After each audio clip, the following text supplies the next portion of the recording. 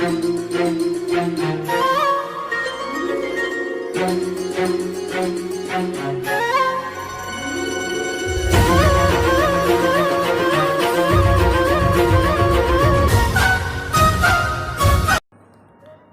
गया है कि समय कभी एक जैसा नहीं होता, उसका परिवर्तन सभी के जीवन में आता ही है।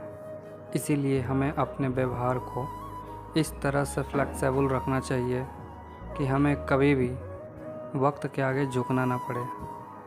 पुराने समय की बात है, जब अपना देश पूरी तरह से विकसित नहीं था और देश में छुआछूत बुरी तरह छाया हुआ था।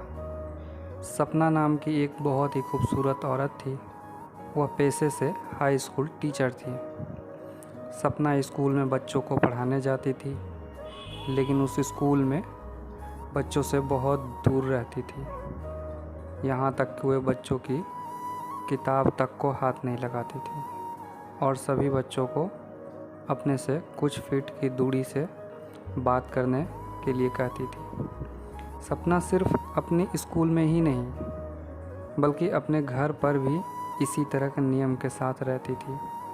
वह खुद सुंदर थी, इसलिए उसे सिर्फ सुंदर दिखने वाले लोग के साथ ही दोस्ती करना और बातें करना पसंद था। सपना को छोटे बच्चे बहुत पसंद थे। वो उन्हें तोहफे देती थी, खाने की अच्छी अच्छी चीज़ें देती थी, पर उन्हें कभी अपने गोद में नहीं बिठाती। वो दूर से ही उन्हें पुकारती और उनके साथ बात करती। सपना हर वक्त अपने आप को दूसरे से ज़्यादा स्वच्छ मानती थी और वह किसी को भी अपने पास नहीं आने देती थी। घर पर भी उसके बिस्तर, कपड़े आदि को परिवार के दूसरे सदस्य से दूर ही रखती और किसी को भी छूने नहीं देती। वक्त बीतता जा रहा था। अब सपना की उम्र 70 वर्ष हुई। उनके पास उनका एक बेटा रहता था।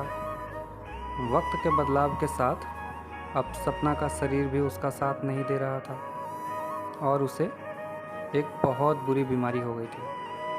अब वो ना चल सकती थी, ना ही वो अपना काम खुद कर पाती थी। अब किसी के सहारे के बिना एक करवट बदलना भी उसके लिए मुश्किल होता जा रहा था।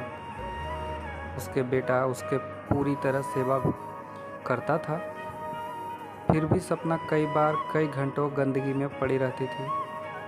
जिन नौकरों से सपना अपने आप को दूर रखती थी, आज वो उनके सहारे के बिना एक पल भी नहीं रह सकती थी।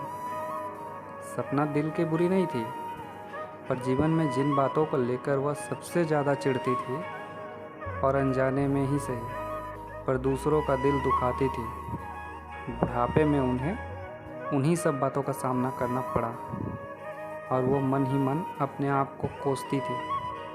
समय का परिवर्तन सभी के जीवन में आता है। हम आज जिस चीज़ से भागते हैं, उसी चीज़ का सामना हमें बाद में करना पड़ता है।